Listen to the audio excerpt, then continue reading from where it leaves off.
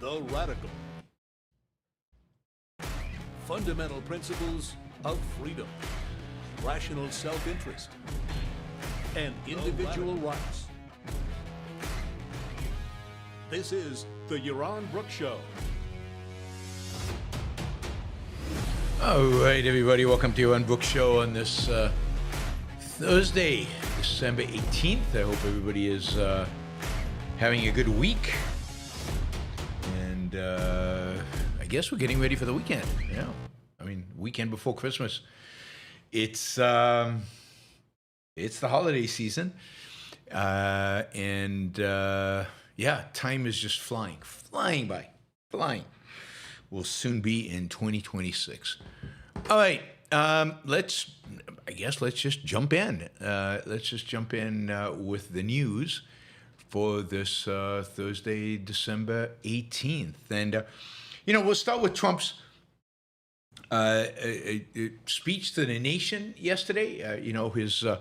His polling numbers are really, really low. Even for Trump, they're very, very low. His political party, the Republicans, are panicking about the midterms, 11 months from now. And people are upset by the rising cost of living and by what they're calling the affordability crisis. They can't afford stuff. And I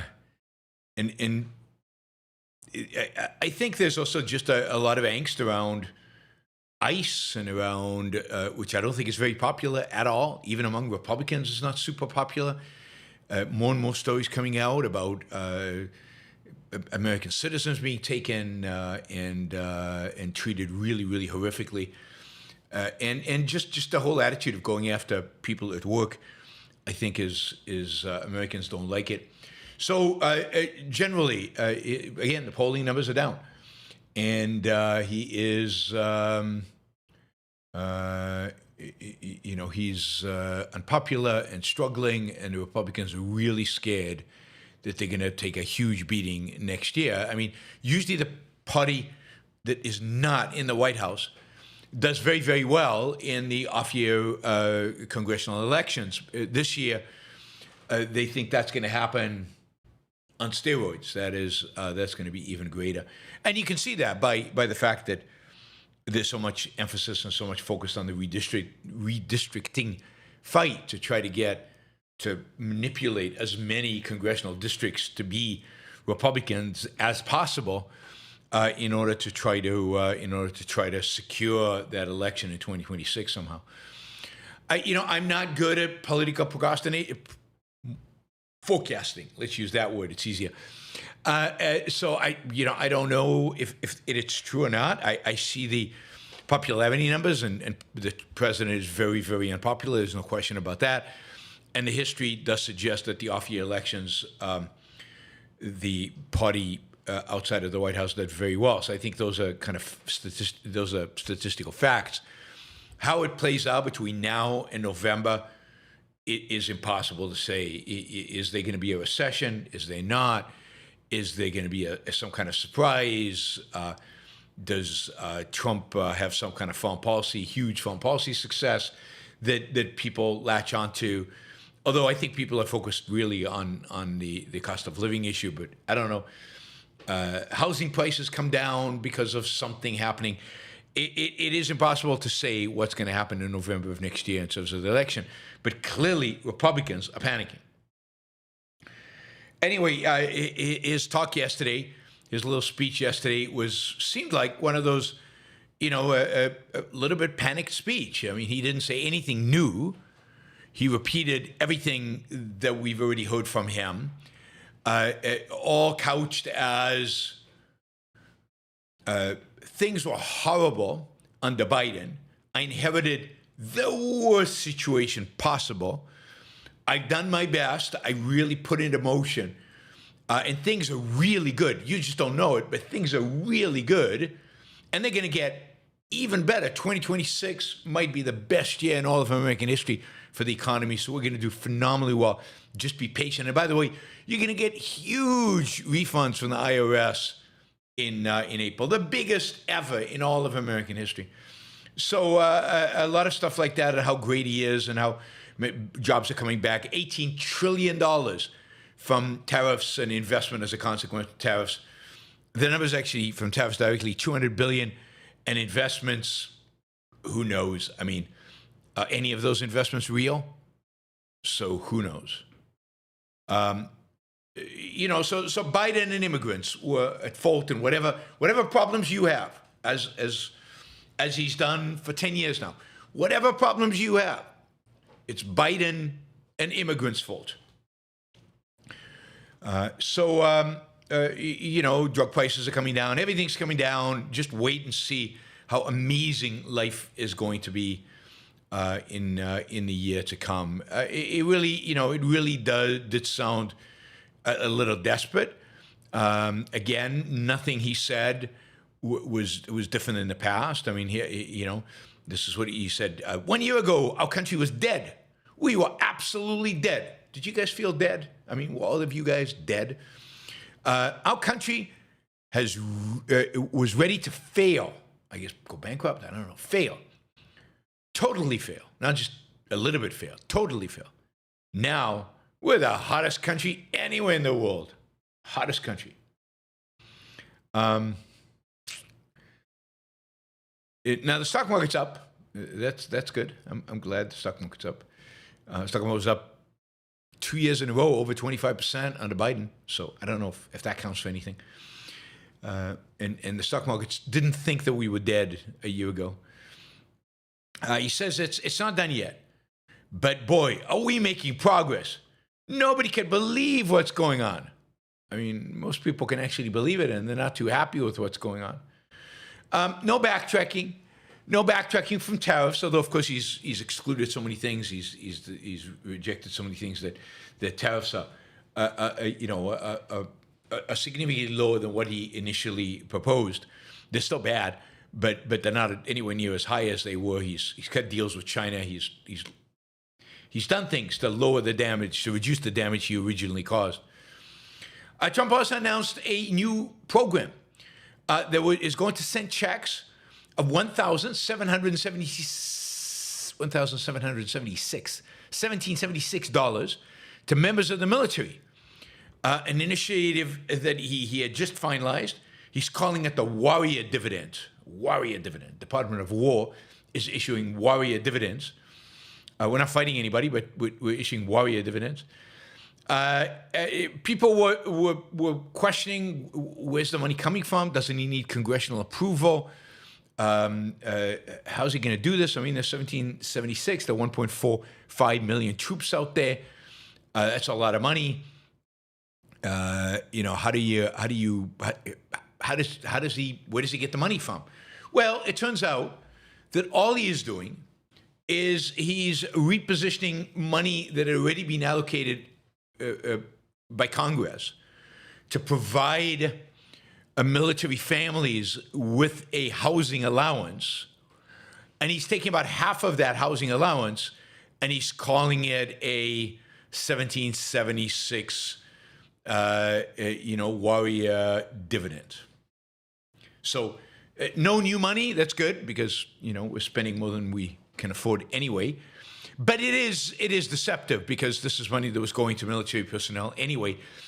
But Trump announced it yesterday as if this was new money that he was supporting our troops. I mean, this is what he does, right? You get, this is what politicians do, but he does it more than anybody else, I guess. You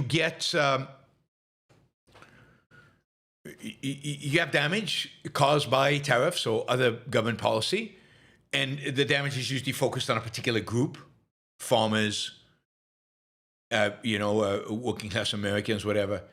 And what do? You start throwing money at them. You subsidize them.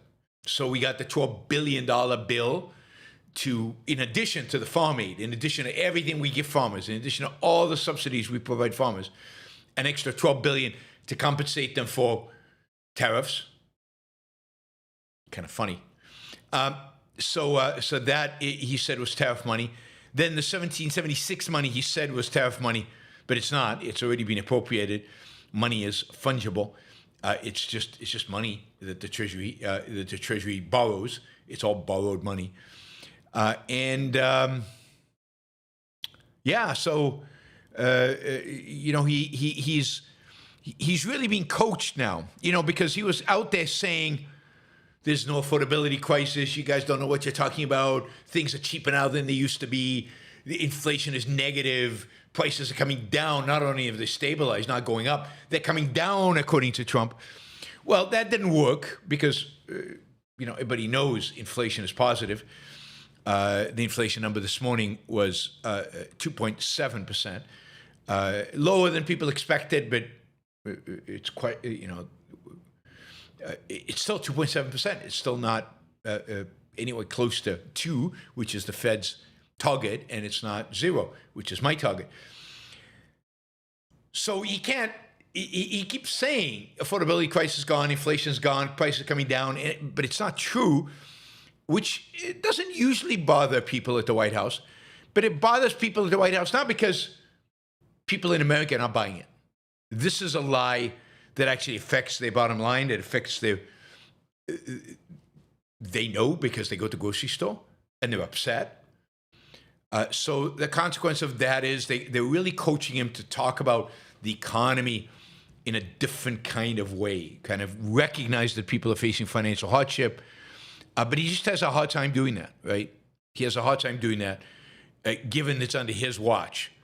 So, to him, the stock market is surging, and he's doing all the right things, and he cares about America, and that's enough. That counts for everything. So, yep. Anyway, we'll see how much this worked in terms of convincing anybody of anything.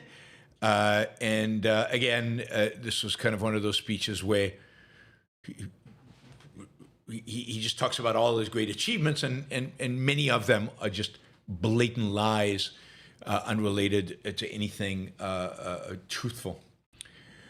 One thing that did happen today, I think it's today, this morning, the website that allows people to set up bank accounts, Trump accounts, they're called.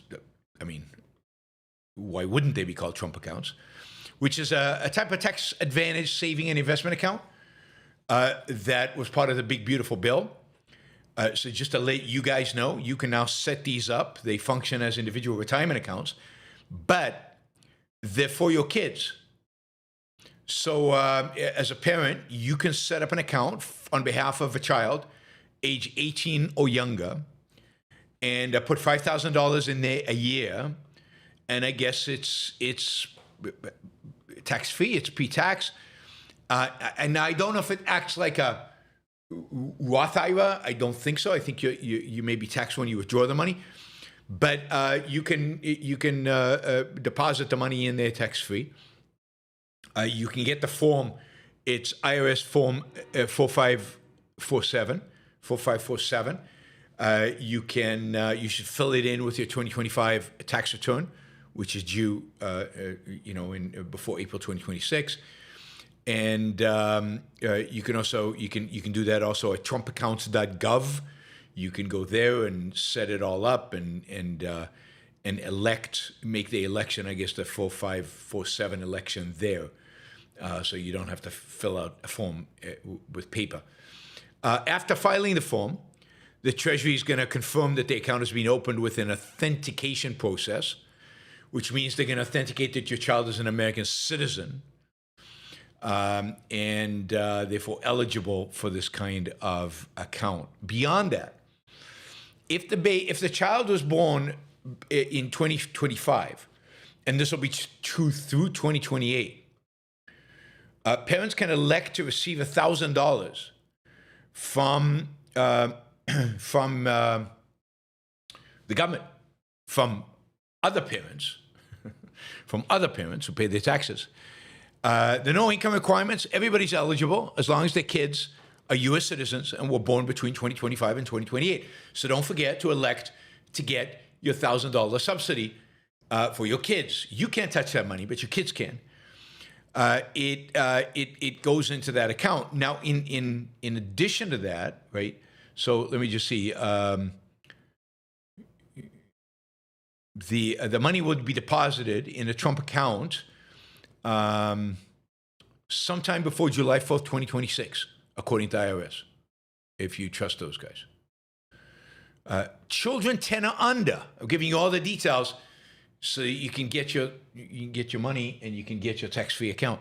Children under 10 or under, born before January 1, 2025, right, who wouldn't qualify for the $1,000 deposit from the government, could get a $250 contribution if they live in a zip code where the median income is $150,000 or less.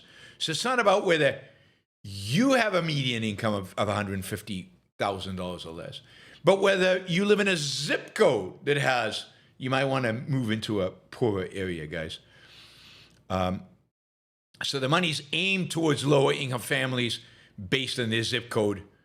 But as far as I know, that is not. Now that money is not from the government. So that money, the $250, doesn't come to you from the Treasury, from other taxpayers.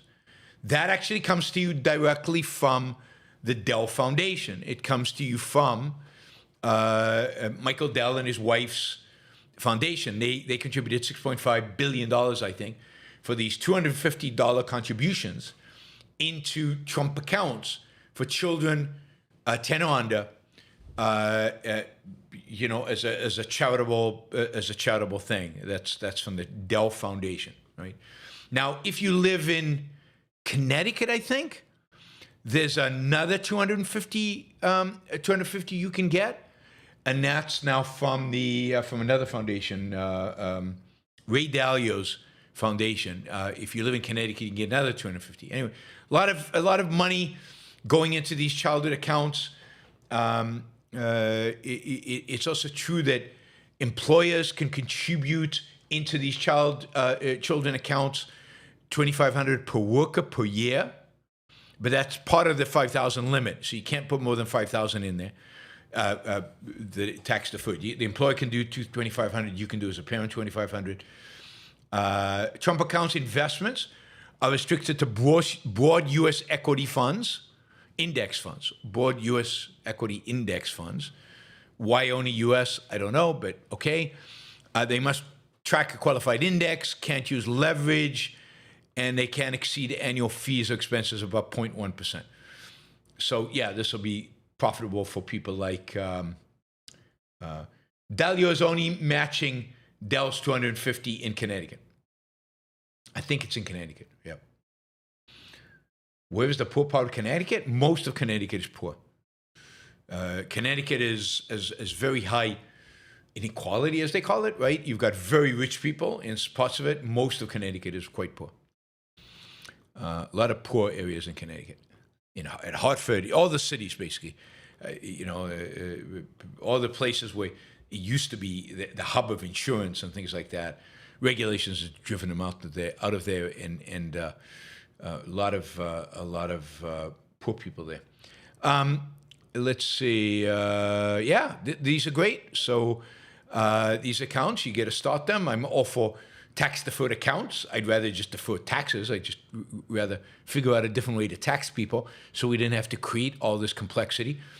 But more complexity in our tax code. People love this. The government loves this. All right, so that's that part. One of the real really scary proposals that Trump is making right now is this idea. We've talked about it a little bit in the past, but it wasn't yet a formal proposal. Now it's a formal proposal. Trump is actually asking whoever is responsible for immigration, the immigration authorities, to start significantly increasing the number of people who are denaturalized. Denaturalized. Yeah, people like me who became naturalized citizens of the United States, in my case, 20-something years ago, 2 years ago. And the idea is to take away their citizenship and deport them. So literally take away their passports. Take away their citizenship. So, there used to be maybe 100 people a year that they used to this apply to, people who they discovered committed major fraud when they applied for the citizenship, or things like that. Now the idea is that you do it.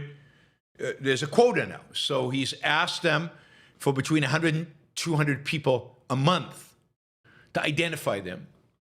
People are worried because, remember, Trump's deporting people right now who have applied for asylum or who are in some other way in the process of, in the legal process of immigration.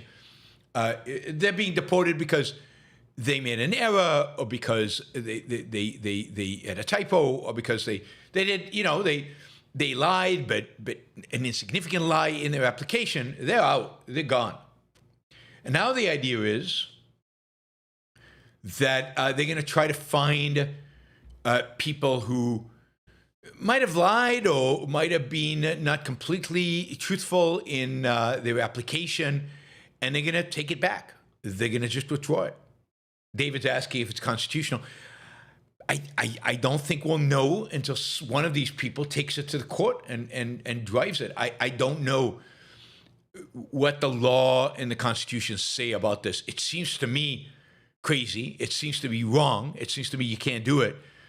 If somebody, since getting citizenship, has committed murder, we don't take away their citizenship and deport them. We put them in jail for the rest of their life. So the fact that you lied and it wasn't caught in your application doesn't seem right to me. Of course, it depends on the level of fraud that was committed. It was really fraud. But this is borderline, and it's clear that this is mainly there to harass people. It's mainly there to find his enemies, find people he doesn't like, find people who hold beliefs he doesn't approve of, and go out and harass them. That, I think, is the primary purpose of this. It has nothing to do with anything else. So whether the extent to which it's constitutional, to the extent to which it's applied correctly, I mean, think about all the people who've, I don't know, did I make a mistake when I applied for my thing? Did I put a wrong date down? Did one of the forms not exactly match what was supposed to? I don't know. Does anybody know? Does anybody remember?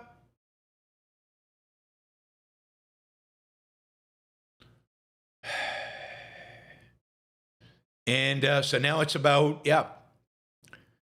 denaturalizing. I didn't even know that thing was around, but why not? If you can get away with everything he's getting away with, why not keep pushing it and pushing the envelope and see what happens? I mean, this man is a hater. Whether something's constitutional or not makes no difference to him. Of course, it's not even that I think Trump necessarily cares one way or another. He's married to an immigrant. It's that he wants issues that are red meat for his supporters. He wants to throw them red meat. He wants to distract them. See, I'm doing more than I promised. See, I'm not only deporting illegal immigrants, I'm deporting U.S. citizens. I'm deporting everybody who doesn't look like you guys. Well, not exactly, but something like that. See, he's giving them red meat.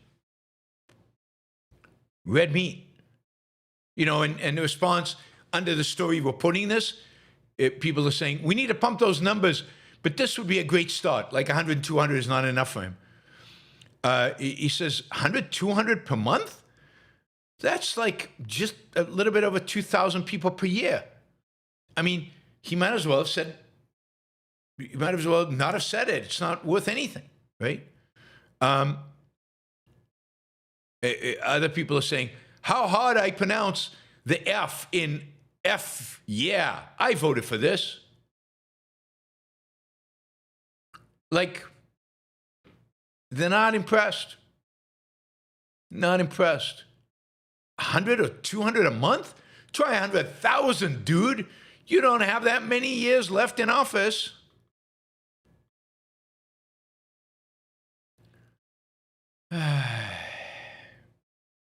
Now, I don't know how many of these commentators actually understand what he's actually proposing. I don't know how many of these commentators are just Russian or Chinese or Iranian bots. Who knows? Somebody says, wow, 3 people a day. Great job. Like, full of cynicism. Yeah. I mean, it's hard for me to tell what's real and what's not real on Twitter. Hard for me to tell.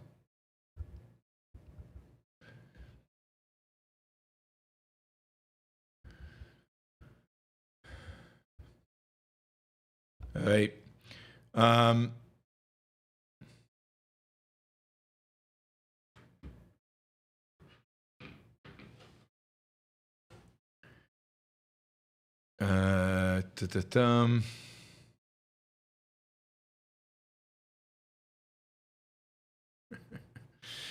All right, let's see. So, Ford today announced that it is going to take, it's unbelievable, a $19.5 billion charge-off on existing electric car projects. This is just 4 years after Ford announced that it was making the largest investment in the company's history, $7 billion, towards expanding its range of electric vehicles. We're all in 2021, Ford president said. Right? Today, they are taking a 19.5. How do you invest $7 billion and take a 19.5 billion charge from shutting down a program? God, I mean, 19.5 is a massive loss, right? It's F-150 Lightning, the all-electric version of Ford's F-150 truck, the best-selling truck, I think, in America, is dead. They've killed it. A new factory in Tennessee that was going to produce electric truck models is shifting to internal combustion engine vehicles. In addition to Ford, GM has announced it's going to take a $1.6 billion charge. That's a lot less, as it cuts back on its electric vehicle plans. And the European Union is moderately, let's not make too much of this, but moderately loosening its rules that would effectively ban combustion engines by 2035. So there's generally a move away in the West from electric vehicles, driven really by two things, by two things, and you can decide which one you think is bigger. One, it's just lack of demand, particularly in America. I don't think this is true in Europe. And in America, Americans don't want electric cars, or a significant majority of Americans don't want the hassle of charging the car and, having a range of 500 miles, particularly if you live outside the center of the city. It doesn't make any sense. So a lot of Americans just don't want the cars. So demand is weak. At the same time, just a note that Tesla, Tesla had the best-selling car in the world in 2023. It sold 1.2 million units. And in 2024 was still the fourth best-selling car in the United States. So, Tesla is still selling a lot of electric cars, and there's a lot of demand. But in the United States, demand is slow, and U.S. automakers have no comparative advantage when it comes to electric cars. Indeed, they're very expensive for the Americans to make, and they don't make money on them. They just don't make money on them. The government has stopped subsidizing them. So the subsidies that were passed in the Obama era have been phased out. They're gone. And they're also, the U.S. is just, they used to be I think the Biden administration allowed California to impose an electric vehicle mandate. And basically the GOP has reversed that. So California is not allowed to unilaterally impose a electric vehicle mandate. So that's one reason that there's just not demand. It's hard to make money. The subsidy is gone. So there's no money in it in that sense for the automakers, and that's why they're withdrawing from it. But I think just as big and maybe bigger is the fact that China dominates this market. I mean, it really isn't even close. The Chinese make most of the electric cars in the world. I think it's 70%. They cause high quality. The batteries are better. They make almost all the batteries. So to the extent that you want to build a car in the United States, you have to buy batteries from China with tariffs and everything else involved. And you can't compete. I mean, Ford can build an electric car, can't compete with the Chinese electric cars. Now, the United States has imposed a 100% tariff on Chinese electric cars, so you can't import them. I mean, you can if you want to pay a 100% tariff. But one of the reasons the Europeans are panicking is because Chinese electric cars are selling in Europe. You know, and they can't compete. The European car makers cannot compete. They can't compete on price, and they can't compete on quality. The Chinese cars are good. In the rest of the world, Chinese electric cars are dominating.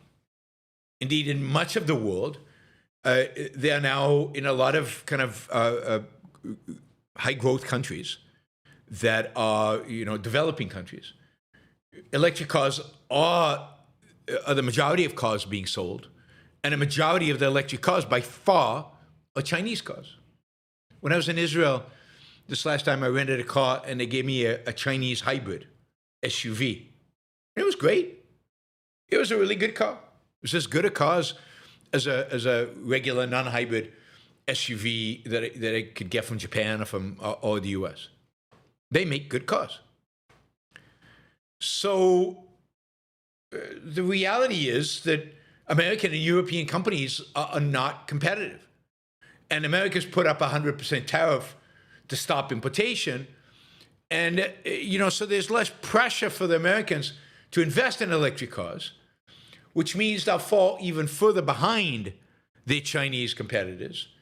And if in the future, a big if, but if electric cars become a dominant technology, the US won't be able to compete. I mean, Ford, GM will just go bust because they can't compete with the Chinese.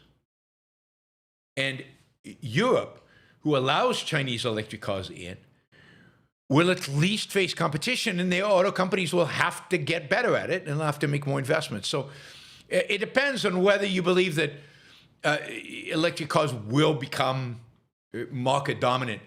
And part of that question, and this is maybe a third issue, which maybe is more important than the others, and that is to electrify all cars, you need a grid. You need to be able to produce huge quantities of electricity. You need to be able to replace all the energy produced by fossil fuels in cars with electricity. Means a lot new power plants, a lot more capacity on our grid, which we just don't have. And demand for power is being focused on AI. And then you have to build a whole more infrastructure for these automobiles. So Europe has really, really expensive electricity prices, and they're shifting everything to electric cars, which makes no sense. It'll make it very expensive for people to charge their cars. And where they're going to get the power from? Now, if you're France, you're fine, because you have all these nuclear power plants. But in the in the rest of Europe, what are you going to do? What is Germany going to do? All right, now, let's not celebrate too quickly the death of electric cars in America. There's still electric cars being produced in America. Hyundai produces an electric car in the US. So does Kia. Ford is not killing its entire electric car divisions. It is still going to be producing electric cars, just on a different platform at a slower pace. Ford, they're backing. They're now. They just announced a $5 billion investment in a new, what they call universal EV platform. They are, Farley is still talking about this being a Model T moment for Ford in terms of creating a small to mid-size car that is electric, that is cheap. So they're still trying to stay competitive. But yeah, I mean, Farley himself, he bought a Chinese electric car, a Xiaomi SU7. I think it's an SUV, Xiaomi SU7, and he had it shipped from Shanghai to Chicago. And this is the CEO of Ford Motor Company, and he drove it around for 6 months. And his conclusion was he didn't want to give the car back. It was such a pleasure to drive, he did not want to give the car back. So these are good cars. And, in many respects, electric cars might be the future. I don't know, but it might be, right? It's easy to integrate with tech. All the self-driving cars, like the Waymos and all the others, are all electric cars. Soon, not only the Tesla will be self-driving, but the Tesla you buy will be self-driving. It'll drive you wherever you want it. And at night when you go to sleep, you can actually, you will be able to program it to then go and participate in the pool of self-driving taxis, and you can make a little bit of money on the side. So, it could very well be that electric cars are the future. Doesn't mean government should subsidize them. They shouldn't. But it also means that American car companies, if they want to survive into the future, should think about how they're going to compete with these Chinese cars. And maybe the conclusion is they can't. And maybe the conclusion is we're all going to be driving Chinese electric cars in the future. Right. Now, why would you buy an electric car? Buy an electric car because technology is better integrated. It accelerates faster. And it'll be self-driving in a way that an internal combustion engine will not be quite as good at because of the better integration of the electronics. That's my understanding. But lower the tariffs, lower the barriers, eliminate the subsidies, get rid of all of that, and bring on competition. Let's see who wins. At this point, I don't know. I don't know who wins. In America, internal combustion, probably for the foreseeable future. But ultimately, who knows? Maybe they'll have nuclear power plants inside. Maybe it'll be something else. I don't know. But let's have competition, real competition. It is interesting, though, that you're really seeing in the world right now a move away from climate change hysteria. So that I think is good. There really seems to be that a lot of kind of the arguments about electric cars were based on climate change. You're really not seeing much of that. That is really not what's driving the agenda right now. And in that sense, that's good. And that, you have to say, a lot of that has to do with the work Alex did. By the way, let me just mention this, because this is in the news and it's important, and I don't know what the result is yet. I do know what the result is,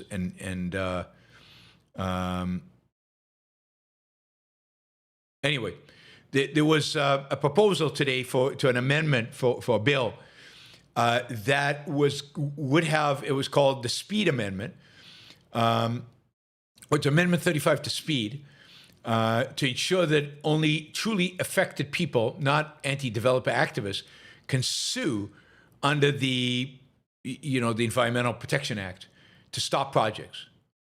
I mean, this would be huge because most of the projects are being sued and slowed and stopped, not by affected people, not by people who might have something to lose, but just by random environmentalist groups. This is an amendment I think Alex really lobbied hard for, educated people hard about, and tried to pass. It did not pass. Hopefully it'll pass in the future. But the speed bill is huge, and from what I understand, it's something that Alex is again very much promoting under the banner of let America build again. And he's encouraging. Tell your representative to vote yes on the Speed Act and Amendment 34, 35, and 36. The Amendment 34 didn't pass, but I think what he really wants is for the Speed Act to pass, which would make it a lot easier to build projects in the U.S. It would be a lot easier to build rail lines, pipelines, infrastructure in the U.S. So let's hope this is a bill that actually passes. You can find Alex's article on how the speed bill, which is basically permitting reform, it's a major reform around permitting. You can find Alex's writing on that. He's a sponsor for the show on alexepstein.substack.com. Follow Alex, and yeah, call your representatives when he asks you to. That's good. All right, what do we want to do? Venezuela. Okay, so Venezuela. Trump is upping the pressure. This time, trying to create some kind of oil embargo, or at least a partial blockade of Venezuela oil export. Basically saying that any oil being used on some of these sanctioned ships will be stopped by the Americans and confiscated, which basically is forcing these ships to stay in Venezuela harbor or not to come at all. They're staying away from Venezuela because they're afraid that the U.S. will just confiscate them. So that's the latest, a partial blockade of Venezuelan oil. The rationale for this is kind of interesting, right? So until now, everything has really been about fentanyl and drugs and drug trafficking, and Maduro's a drug trafficker and everything. And now the rationale has shifted to a rationale that, these guys, I think, got from Objectivism. I think they got it from us. For years, I think Leonard Peikoff was the first one to really talk about this, although Ayn Rand might have talked about it. I can't remember, but Leonard certainly did. And that is, they talked about the fact that the United States did nothing when Arab countries, Iran's not Arab, but Muslim countries, Iran, Saudi Arabia, and other countries nationalized the oil that had been found, exploited by American and European oil companies, and that America had shown weakness, particularly under the Eisenhower administration, by allowing them to just take it, nationalize it, and violate the property rights on scale of American producers. And that America should have protected their property rights and made sure that these countries could not do that, even if it meant military conflict. I mean, Leonard has spoken about this many times. I've spoken about it a few times in the early 2000s. Anyway, Trump was using that rationalization or justification for this partial blockade. He is now demanding the return of expropriated U.S. oil assets, return to the United States, right? And until he does, he is going to keep this partial blockade on. And he went into the thing about nationalization and taking from American companies and so on. There's an American company, Chevron, that still works in Venezuela. And probably the only reason Venezuela has an oil industry, any kind of exports, any kind of exploitation of its oil reserves is because of Chevron. They don't have the technology themselves to do it. So, yeah, I mean, but yes, I think under Chavez, a significant amount of U.S. assets were stolen by the Venezuelan regime. So Trump is using that excuse right now. Just a few days ago, he was saying that his goal was to stop Maduro from sending gang members to the U.S. and halting drug traffickers. Now it's about returning our oil assets. It's a moving target. His reasoning is a moving target. Even when he does something reasonably good, it's hard to tell why he's doing what he's doing. A lot of confusion around this. Does he really want to topple Maduro? Trump won't say he wants to topple Maduro. He won't actually say that. Or doesn't he? Will he use military action to do it? Or won't he? He's a little worried about MAGA. MAGA doesn't want a war. He promised them no wars. Now, I don't think it would be a very long war. I think he could topple the Maduro regime very quickly and very effectively without risking a lot of American lives. But I'm not sure MAGA would view it that way. I don't know. He did bomb Iran, and MAGA ultimately opposed that, and ultimately MAGA fell into line. He could probably take out Maduro, and MAGA would fall into line. But there is quite a bit of opposition online to what he's doing with Venezuela, not in terms of killing the drug guys, but in terms of, is he going to go to war or not? Is he being taken over by the neocons, particularly Marco Rubio, Secretary.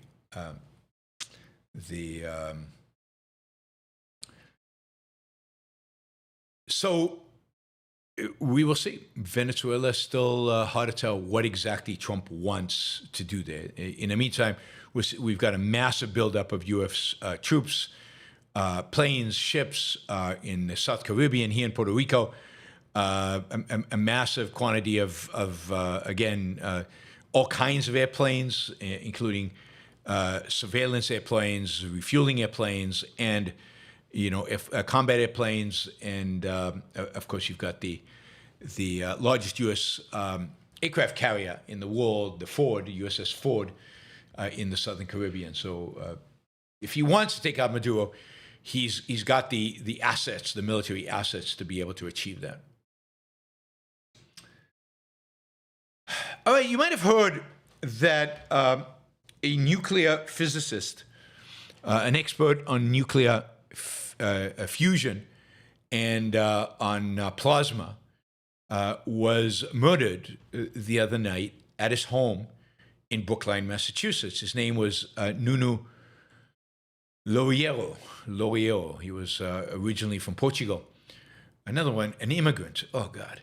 But anyway, he was murdered. He's a very senior nuclear scientist at MIT, a well-known, very, very well-known within the world of nuclear science, and he is highly respected, and seemed like a good guy. And he was basically found wounded in his home, taken to a nearby hospital, and died within a few hours.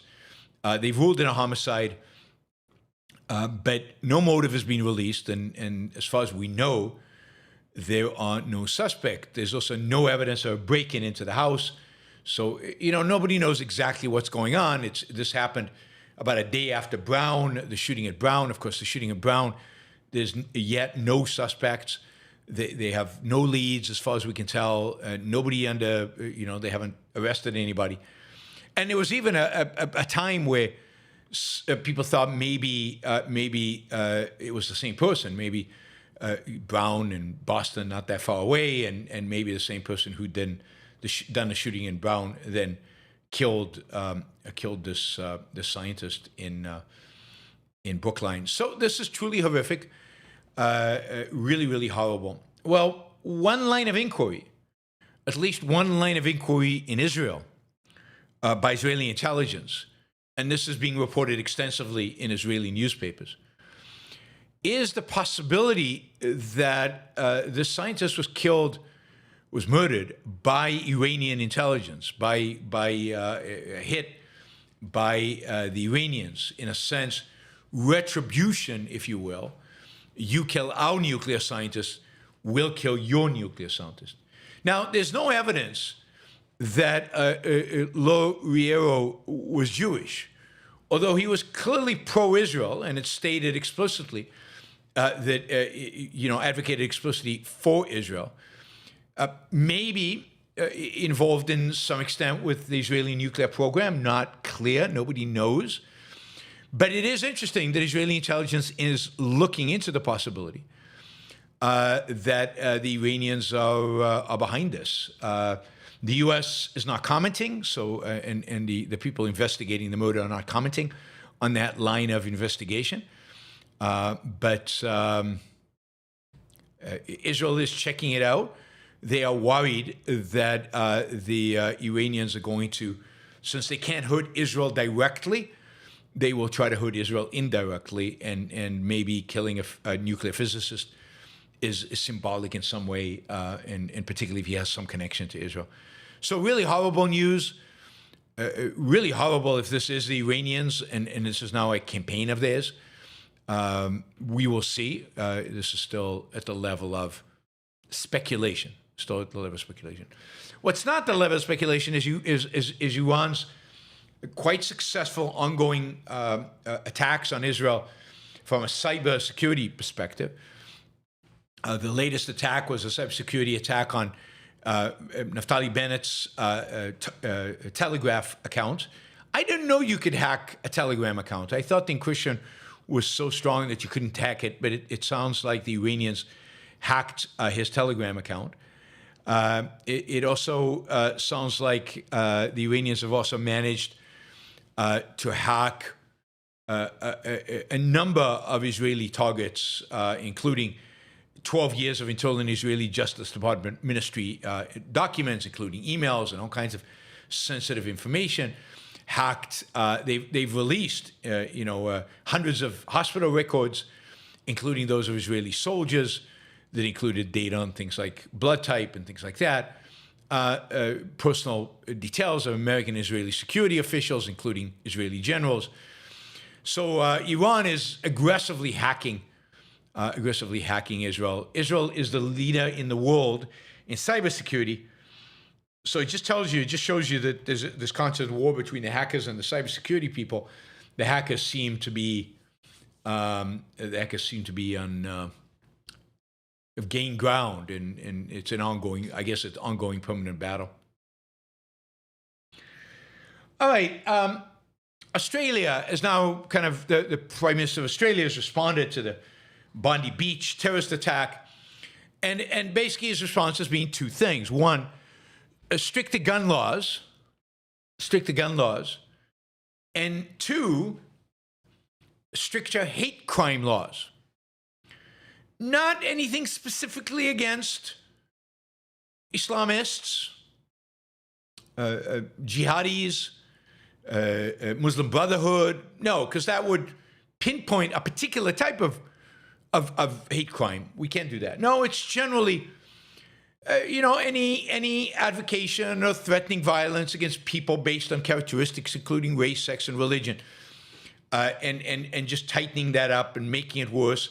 Anything, including, for example, threatening to damage a place of worship is going to count. So they can name Islam. So they're trying on the edges. And of course, hate speech laws are terrible. They're way too ambiguous. They're way too broad. But when it was asked about what kind of things it would capture, they don't really know, right? If people use language that clearly dehumanizes unacceptably, they have no place in Australia. But if they haven't quite crossed the threshold of violence, so the new legislation is going to lower the threshold a little bit. But again, this is what happens when you don't name the enemy. You don't name the threat. You don't name who's exactly doing what they're doing.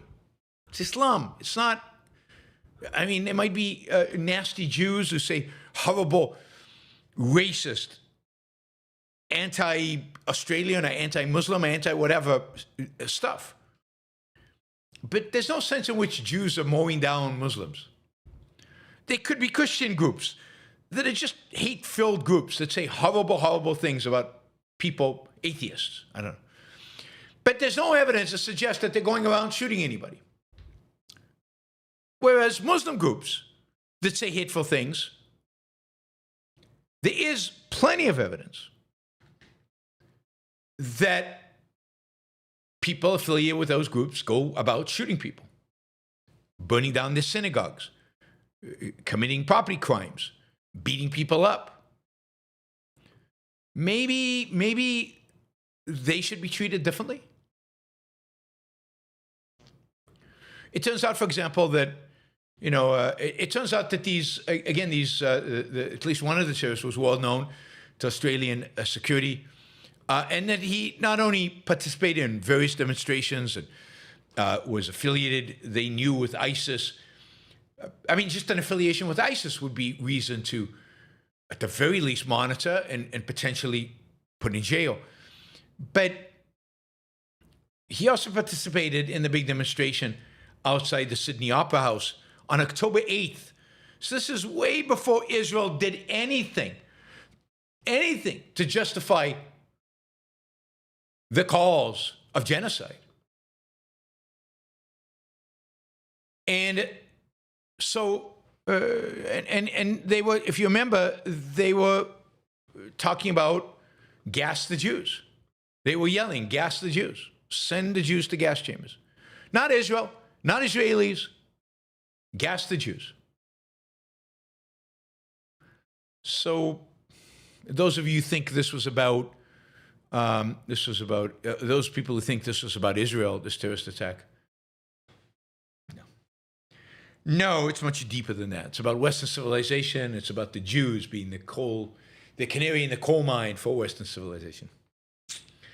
All right, finally, on Tuesday, that's 2 days ago, one of those prominent, I think, intellectual forces on the American right died in America at the age of 95, just a month before his 96th birthday. That is, most of you probably have never heard this name, but it's Norman Podhoretz. Norman Podhoretz was one of the founders of the neoconservative movement, to the extent that it was ever a movement. He was definitely one of the people who founded it. He was the founder of Commentary magazine, that for a long period of time was one of the leading intellectual magazines in the United States and the premier voice for intellectuals. He founded the neoconservative movement with Irving Kristol, who was, a little older than he was. I mean, this guy was active. The story is that even as he was 95, the book he was reading was a new translation, I think, of the Iliad or the Odyssey. I don't have it in front of me. And he was comparing it to an older translation and seeing the differences in translation.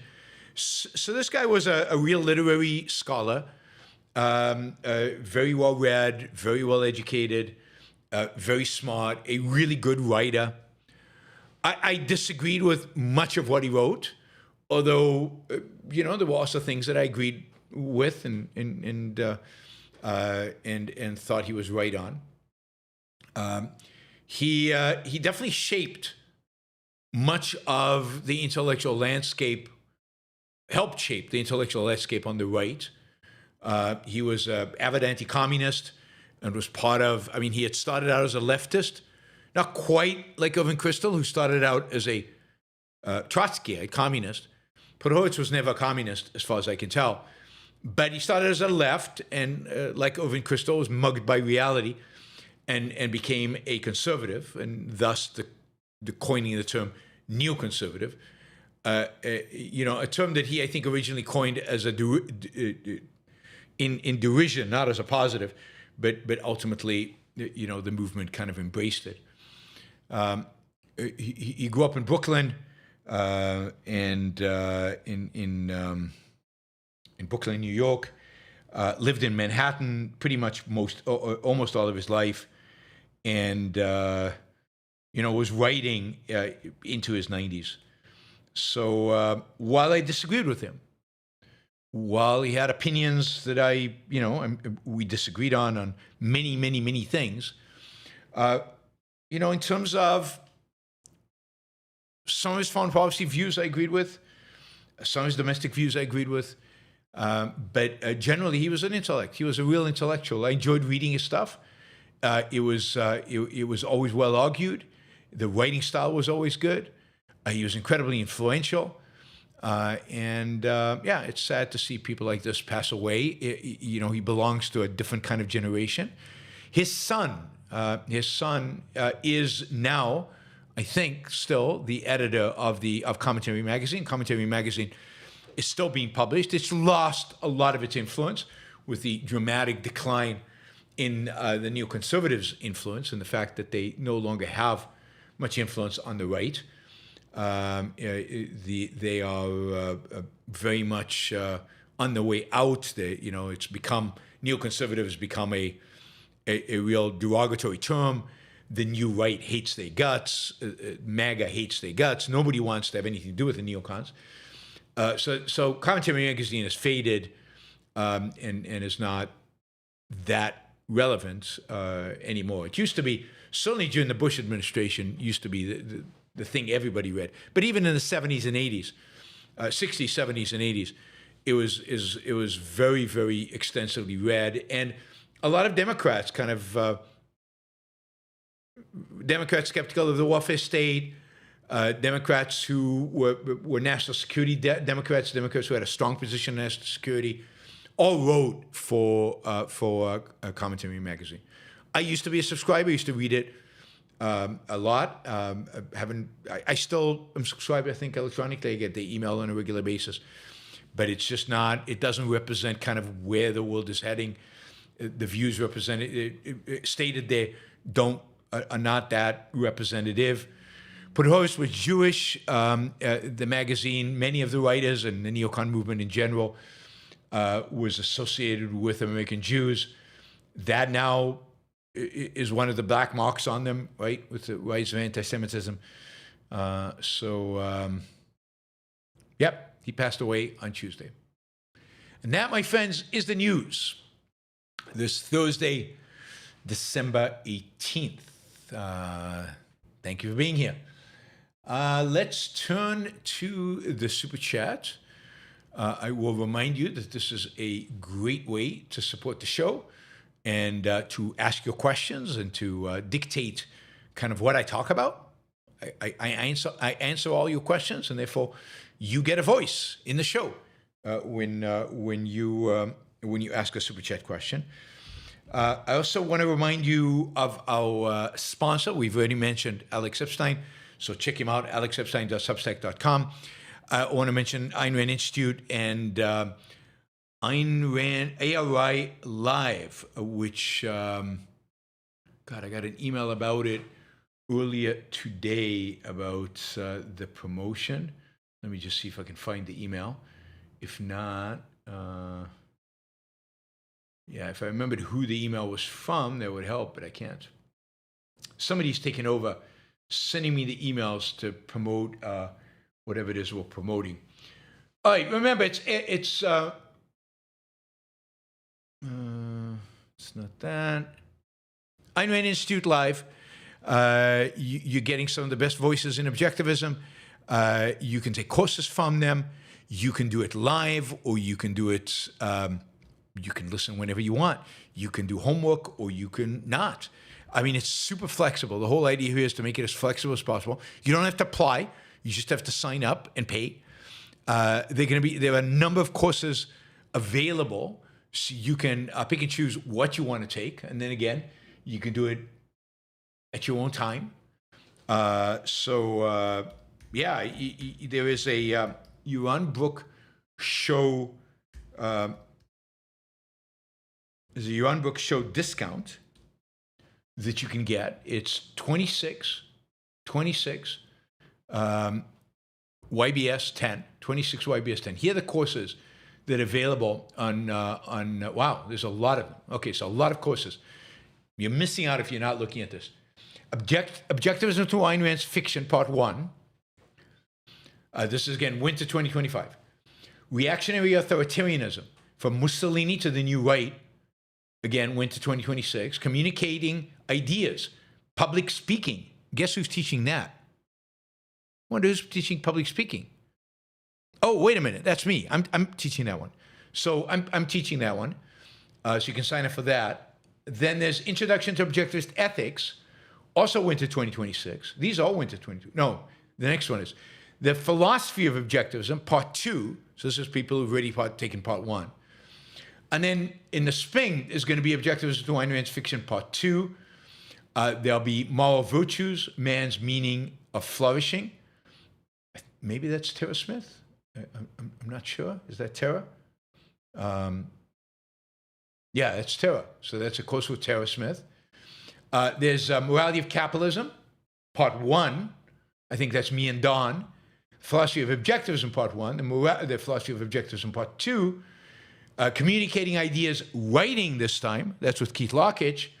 And Morality of Capitalism, Part 2. Those are in the summer of 2026. So a lot on offer. And it's a shame not to take advantage of all this. Use your discount code 26YBS10. Let's see. Capitalism, Defenders of Capitalism, defendersofcapitalism.com, which is Michael Williams' program for leadership program of the Rockies. Check out the website. Incredibly valuable program that really in-depth defense of capitalism from every perspective, economic, political, social, and of course, philosophical. So check out defendersofcapitalism.com. I've been involved in that program for a couple of decades now. All right, and I will remind you, patreon.com.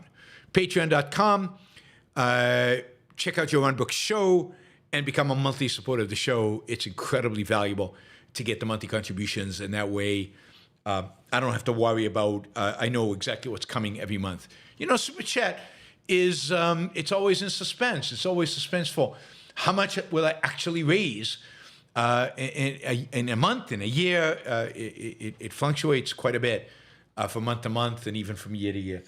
But the stuff that comes in from Patreon and from PayPal that has a certain consistency, that allows this show to have a consistency in terms of knowledge of where its funding is coming from. Remember, this show is funded by you. Couldn't happen without you. You make it happen.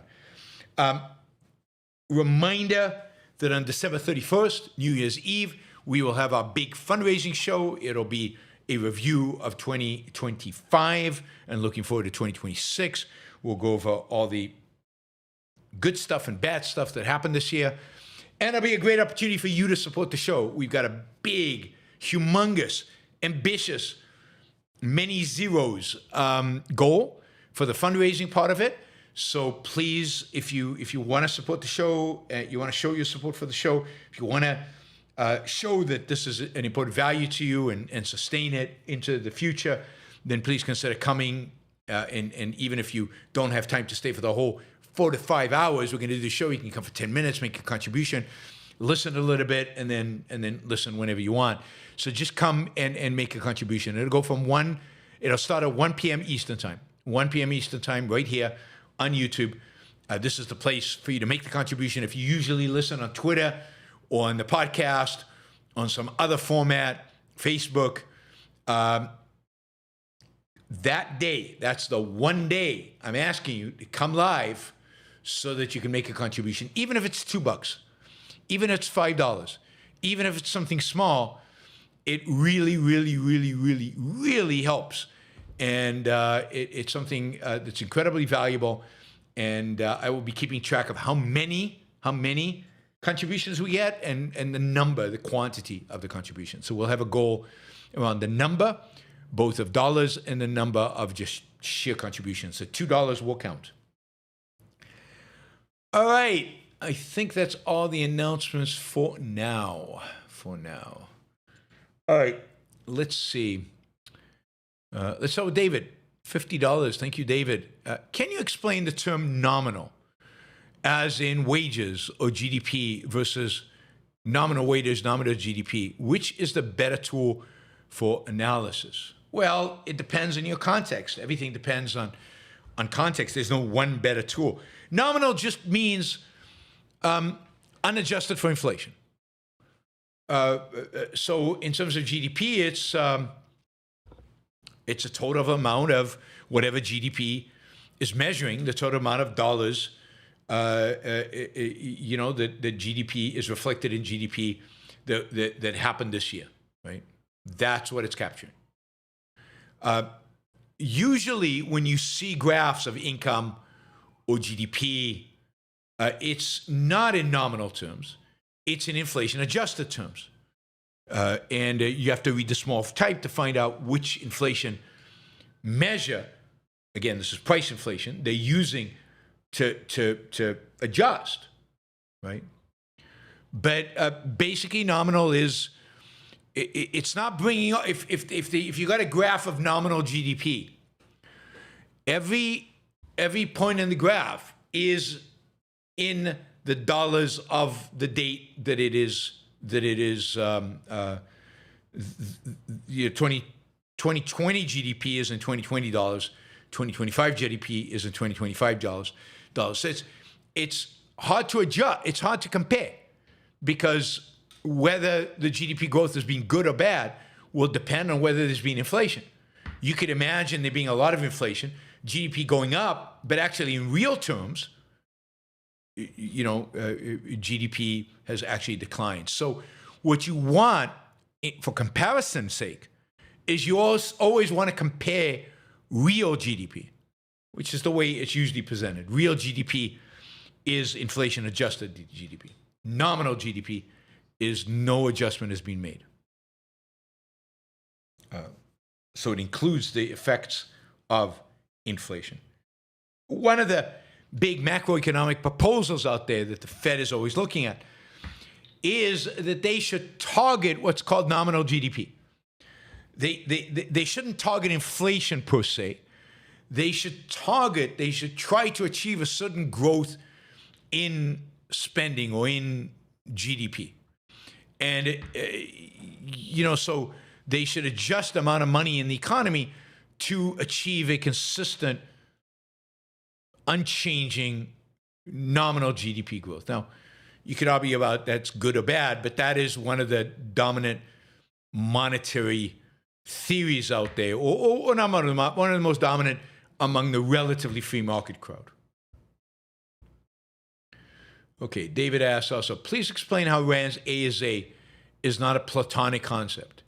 If reality is, then isn't that the same thing as saying any Platonic concept exists as a thing in itself?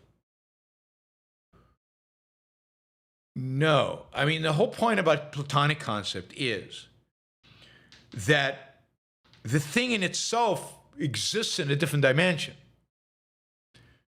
Aristotle's point is the thing in itself. The thing is the thing. There's nothing else other than the thing. There's no other dimension that represents the thing. Plato said, the concept che, we have the concept che, but che-ness, the essence of che, is somewhere, and that's where we get the concept che. We get the concept che from this che-ness that provides the essential of what a che is. And Plato and Aristotle saying, no, a che is a che. There is no something, there is no essence in a different dimension. There is no something somewhere else. It's just a thing is itself. A thing is what it is. I think that's the simplest explanation. If you have follow-up, ask David, but I think that's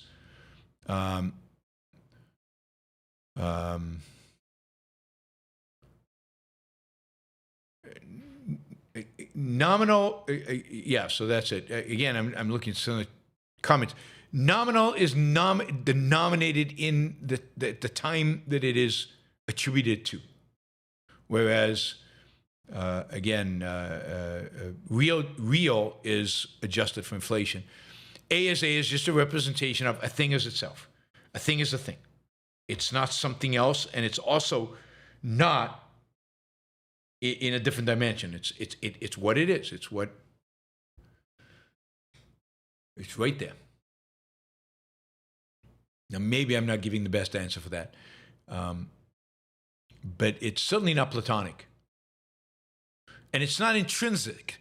It's not saying all its attributes are in the thing. It's not denying consciousness, because the next axiom is consciousness is aware of A, right? Consciousness is the way in which consciousness is awareness of reality. Aware of it. All right, I forgot to thank the stickers. Wes, thank you, $50 sticker. Really appreciate that. Kim, thank you for the sticker. Let's see. Who else do we have stickers from? Oh, I think that's it. Light on stickers. Oh, no, we got Catherine and we've got XIT. Thank you, guys. So thanks for the stickers. Yeah, not that many stickers today, so feel free to jump in with some stickers. Let's get the numbers up a little bit. We're about 100 short of our second hour goal, and we are in the second hour, so it would be good if we could make that 100 so we could make the goal today. All right.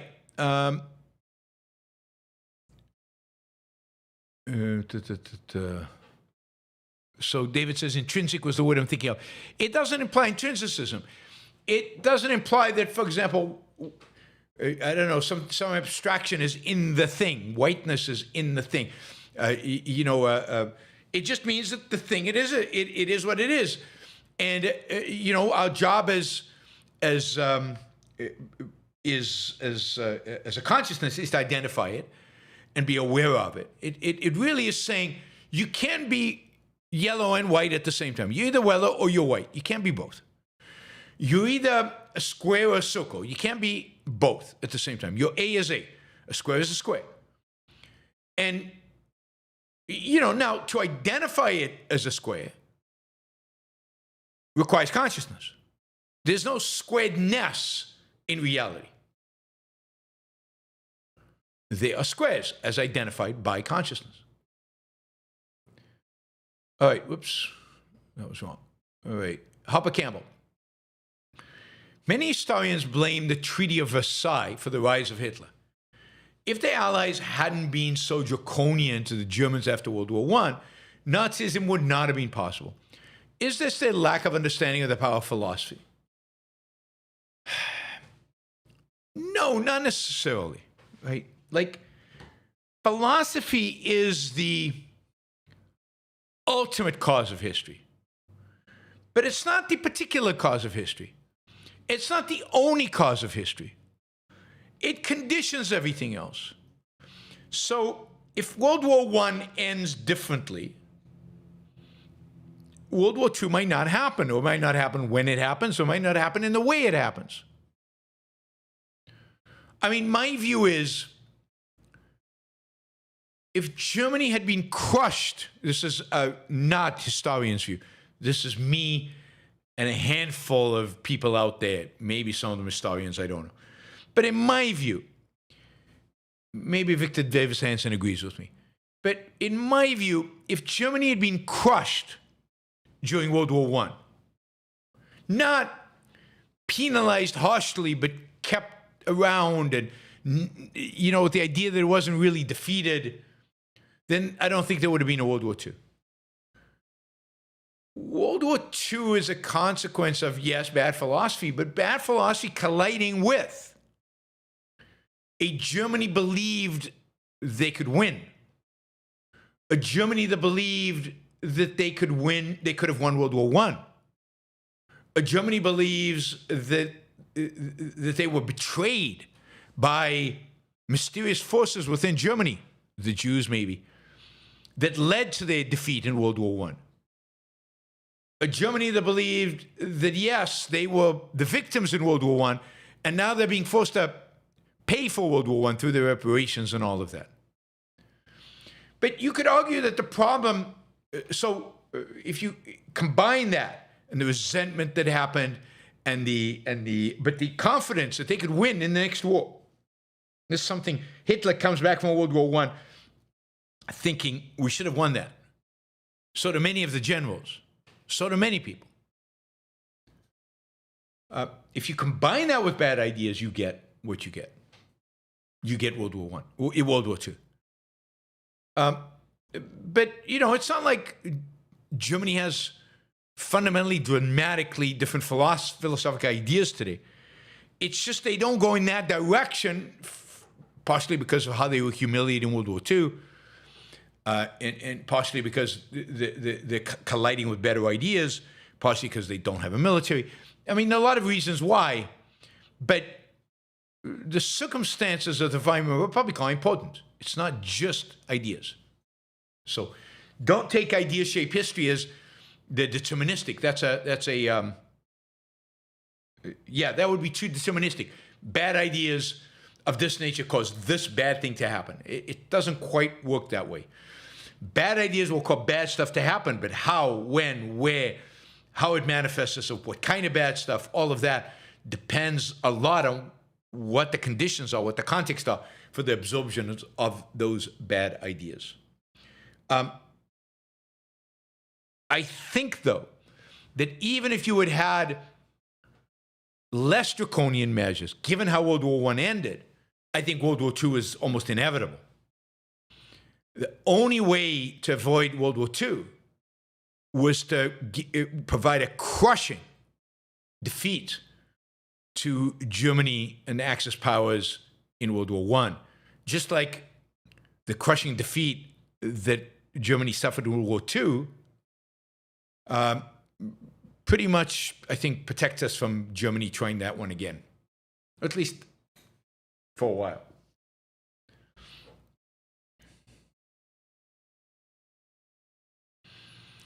All right. Thank you, Harper Campbell. All right, we've got quite a few $20 questions. This is good. We're still $96 short of our goal. Just keeping you updated. So if any of you want to trade, participate, jump in and trade at whatever level you can financially and want to, given the value you get from the show. All right, not your average algorithm. If life is so much better, why are people getting more hateful and racist like we've never seen before? Because life materially is better. Life ideologically and spiritually is much, much worse. So and this is the great irony of the time, we continue to grow economically. We continue to get richer. We continue to have better stuff, better toys, better houses, better everything. But we have a rotten philosophy, which helps us have a rotten sense of life. For example, give you an example. 100 years ago, Americans didn't care about inequality. They didn't care about the rich getting rich. They were happy with their own progress, and they wanted to become rich, and they worked hard. And so if the rich got richer, if there were billionaires, Americans mostly didn't care. Today, because spiritually, they now ideologically care. They're pissed off. They get angry. They're frustrated. Not because their life is worse, their life is actually better, but because some people's life is even better. So envy has increased dramatically in the United States. And that is making people more bitter and more angry. Or take, for example, the welfare state. I mean, during the Great Depression, people were embarrassed to accept charity, never mind money from the government.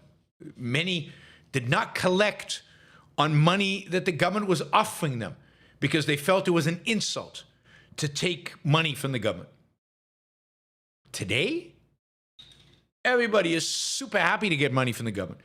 I think 50% of Americans get some subsidy in some way or another from the government.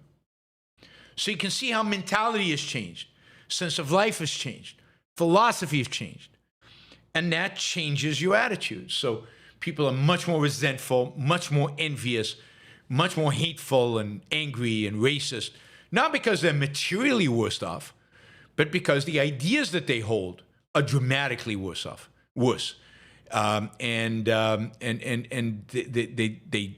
They've lost. I think it's true that they've lost a sense of meaning and a sense of purpose in their life. They're looking for stuff. Sadly, they're looking at all the wrong places. People are exploiting that. Bad intellectuals exploiting that. Bad politicians exploiting that.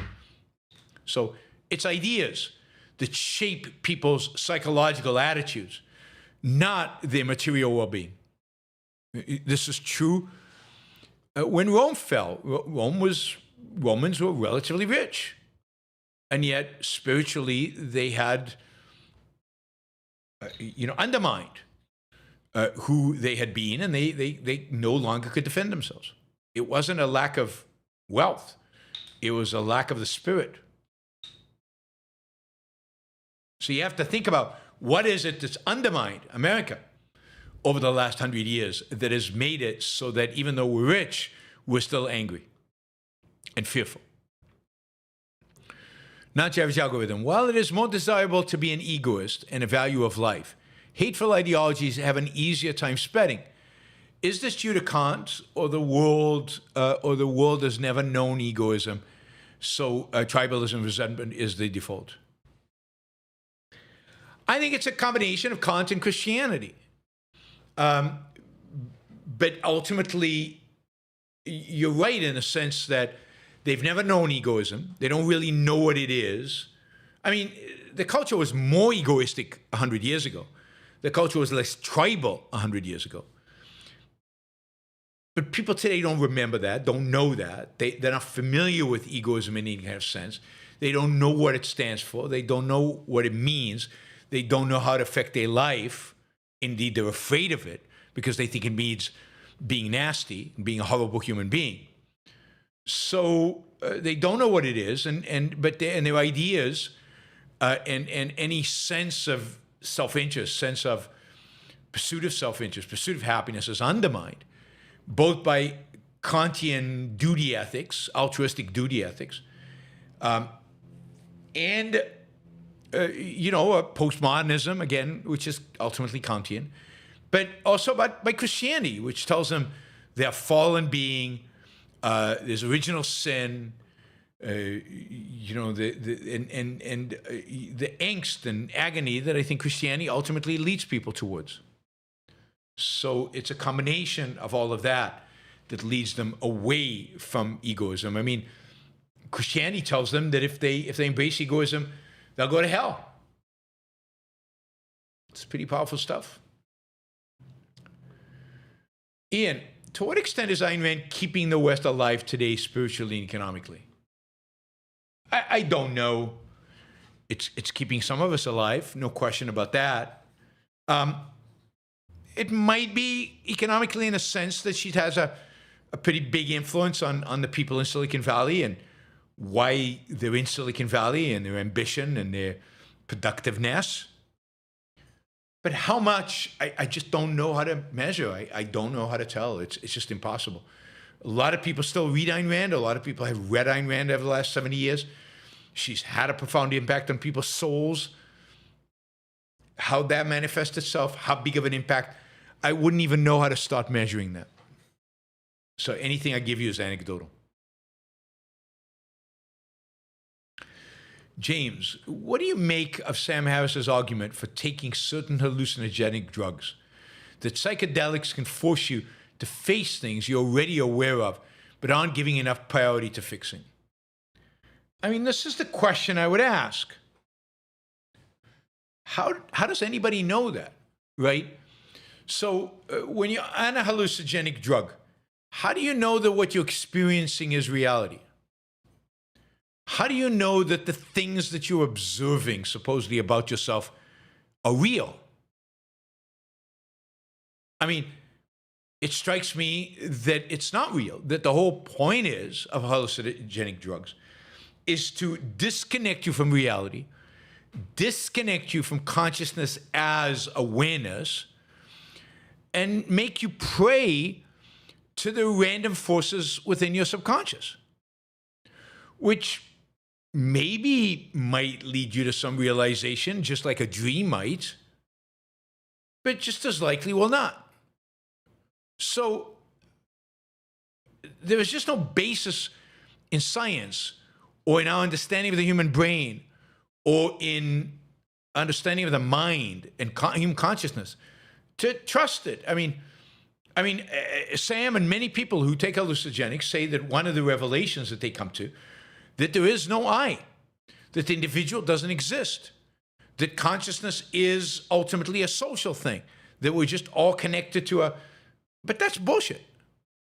So you felt something, you felt that while you were under a hallucinogenic drug. What makes that real? What makes that true? You can only test a truth, an idea about truth, by its correspondence to reality. The only way to identify reality is with our senses, not by imploding our senses with the use of drugs. So, no, I don't buy it. Now, again, it could be that these drugs do something to the chemical balance in the brain. It could be that they do something that for PTSD or for depression or for whatever, they're a reboot, that they take you out of a funk, that they allow you to start over in some sense. I don't know. They seem to have some positive psychological impact. So does Ritalin, so does a lot of drugs that people take. So chemicals matter. But it's not that it helps you discover truth. Because that's begging the question, what is true? And true is that which one identifies with one's senses, and this is, again, the rejection of one's senses. So you can't do it. All right, David says, I fail to understand what Hanania's fans see in him, other than some contrarian position. He's not that interesting, knowledgeable, or charismatic. Michael Leibowitz is much more well-read and smarter. Well, I mean, I'm not going to comment on Michael. I don't know. But no, I don't think that's true. I think Hanania, at his best, is really smart and really deep. He does really deep research. He is much better read than almost anybody I know, particularly when it comes to politics and social phenomena. He does deep research. His essay on the original essay, he wrote a number of essays 2-3 years ago coming out of COVID that I thought were brilliant, were really, really original and provided evidence and provided a real correct sequence of events of how ideas spread through the culture, ideas impacted the culture. I think what he did on affirmative action it was really, really, really good and valuable. It was not that there was any original philosophical insight. The original philosophical insight was Ayn Rand's, really. But he laid it out, he spelled it out, and he did the research and showed the connections in a way that nobody had done before. He had a piece, and I can't remember it anymore, but he had a piece on the Republican Party that I thought was excellent, that identified the essence of it. I mean, I still read his stuff. I think he writes too much right now. I think he's writing too much. And as a consequence, he's getting sloppy in his thinking. But he's still original and comes up with stuff that I think is quite good. I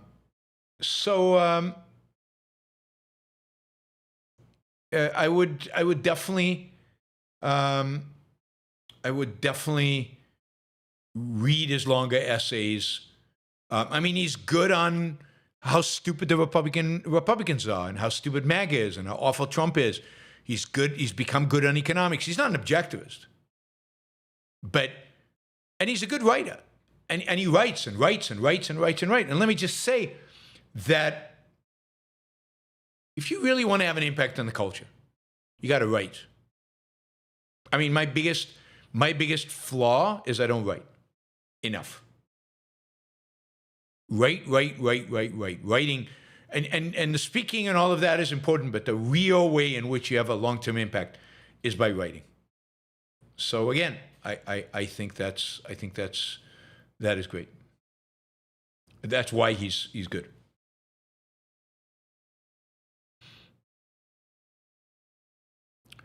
Eric, I've never heard an objectivist talk about honor. What is your understanding of the concept? I mean, I think there's a lot of overlap between honor and integrity. Leonard Peikoff talks about honor. I think he talks about honor when he talks about the play El Cid in his 8 great plays, nine great plays in his course about great plays. I think he talks about honor there. I think there are a number of other mentions in the objectivist literature of honor. I can't remember if Tara talks about it. But honor, I think, overlaps a lot with the virtue of integrity. But honor, of course, can be, and so the virtue of integrity demands that you have rational values. Integrity to irrational values is not a virtue. And, a lot of times, so honor is broader than integrity, because honor is also about, I don't know, how would you define it? I don't have a definition. Off the cuff, I don't have a definition of honor. And honor can be bad as well. Honor can be terrible. I mean, people do awful things in the name of honor, right? Honor demands a duel. No, it doesn't. Honor doesn't demand killing people over it. Somebody says integrity plus actions. I don't know if that's how you... Reputation, but I think reputation has smacks of second-handedness, of caring too much about what other people think of you. And I think this is why we don't talk about honor. It's not quite, integrity captures the good parts.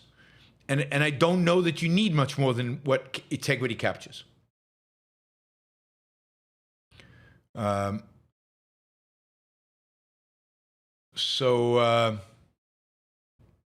mean, that's the best I have right now. I haven't really thought about it, so I don't know. I'd have to think about it some more and have a definition of honor in front of me and really think about it.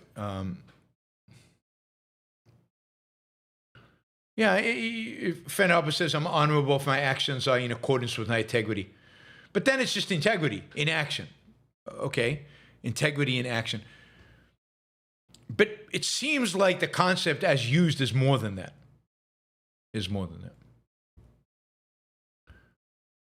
All right, let's see. All right, we've got a few questions left. We're $81 short of our second hour goal. It would be good to make the second hour goal. I'm not even pushing for the third hour goal, but it would be good to make this one. And I've got plenty of time tonight, so you can ask me tons of questions. Come on, ask questions.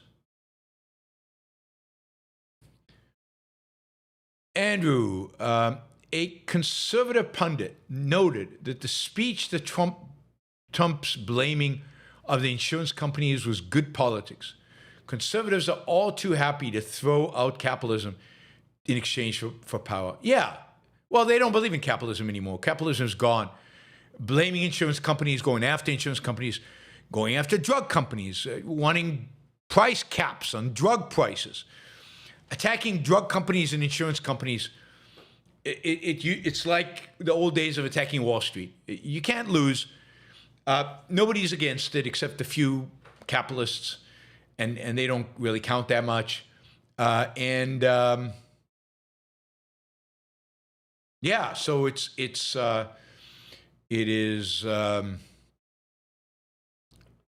that's what populism means. You throw out any principle you might have had in the name of pleasing the populace, pleasing the people out there. David said, I like it when YBS goes into deep philosophical discussions. Then you should become a member, and you should have been there on Sunday when we talked about What did we talk about on Sunday? Ayn Rand's essay, The Missing Link, which is deeply philosophical. And we'll be talking about more of Ayn Rand's essays on the members-only channel. So you can become a member of, only works on YouTube. You have to have a membership on YouTube. And yep. All right.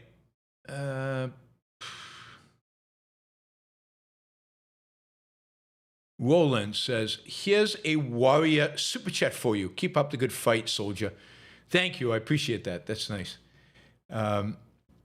Clark says, why is cost of living so insanely low in places like Thailand and Vietnam? Is it because they are newly adopting capitalist policies?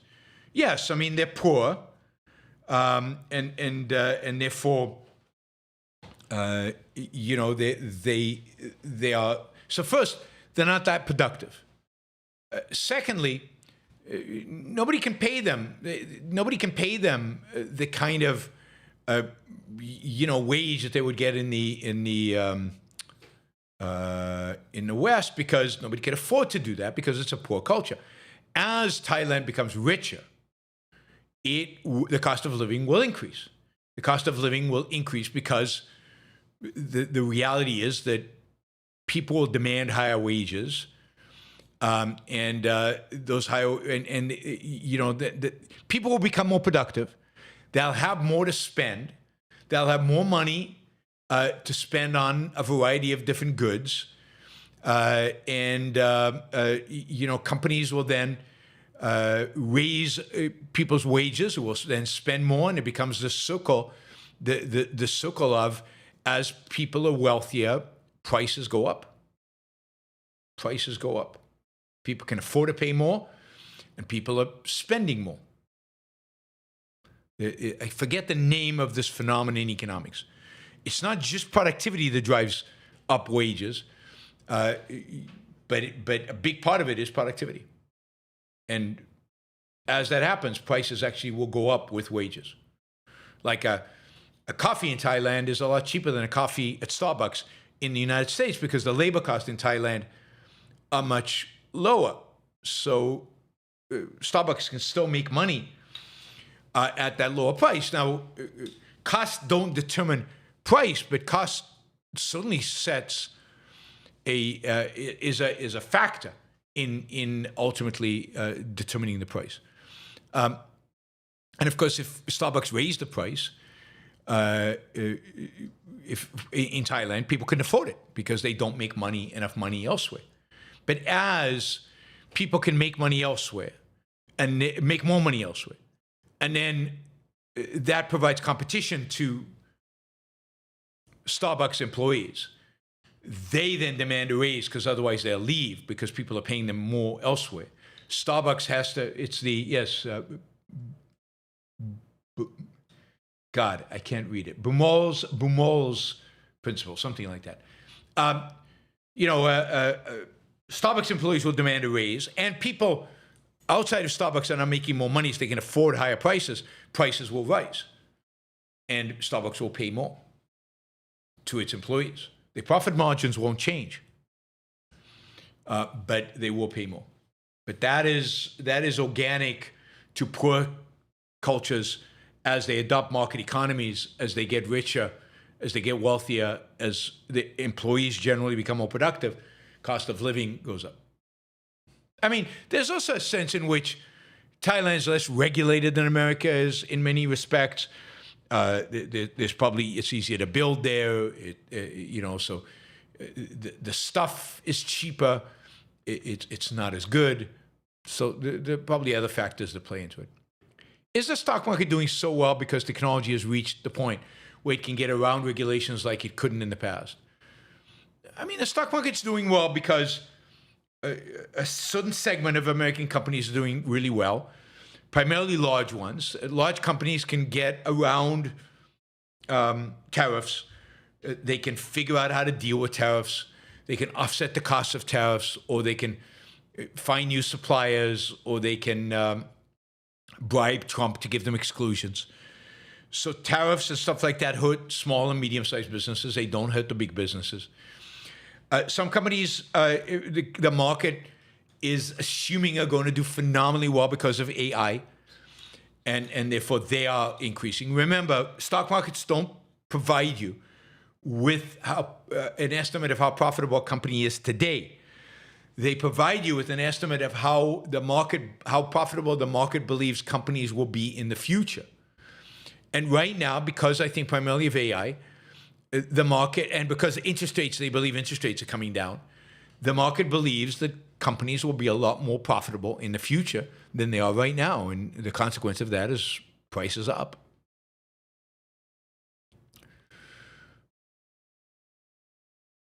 Do you have any comments on IS Gap based in New York? I don't know what that is.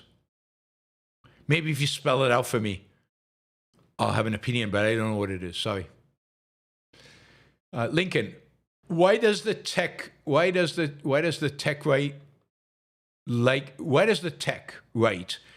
like Thiel and Dreesen, etc., tend to be so anti-liberty? I would have assumed they would be pro freedom.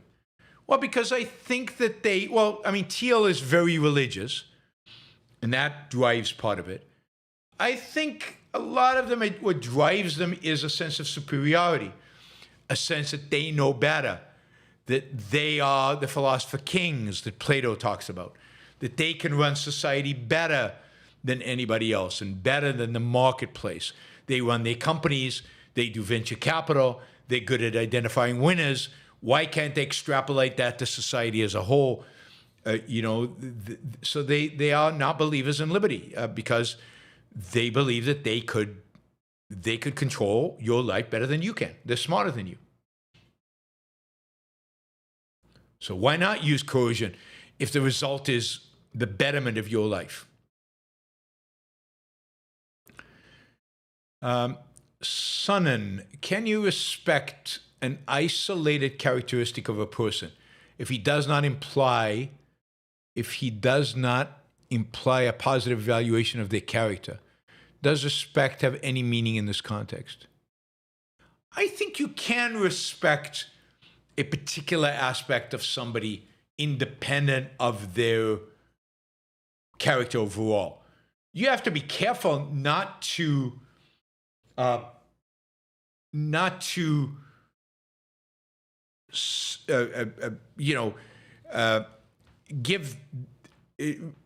it into an injustice by, let's say, complimenting somebody with a bad character because they did one thing good, and now they think that you've just complimented their character overall. So you have to be careful. I don't know. Imagine there's a soldier who is incredibly brave in battle, saves the lives of his fellow soldiers, kills the enemy, does amazing things. But he's an asshole in real life. Then you can say this guy's amazingly brave. Wow, super brave. Without suggesting that his whole character is good. Now, if you said, no, this is a good guy, he's brave, he's a good guy, then you're now sanctioning the rest of his character, which is not so good. So you just have to be careful. Oh, Gail says the Institute, that's my answer. Gail says the Institute for Study of Global Anti-Semitism. I just don't know. Some of these groups are overly leftist and see anti-Semitism anywhere or see racism everywhere. So it really depends on how influenced they have been by the kind of progressive left. Right. I have not followed the Institute for Study of Global Anti-Semitism and Policy. Finn Harper jumps in. This is the last question, unless somebody jumps in again. Watched last Sunday's membership-only show. I also, being live to those, let you ask questions without super chatting as much. Yeah, I mean, it's much more informal. You don't have to spend as much money. It's much more interactive because they're small. So you should definitely come to the live shows on the membership. And Finn Harper just gifted 5 new memberships. So you guys should come and participate in our members-only show. Now you can go watch all the past members-only shows, so you should definitely do that.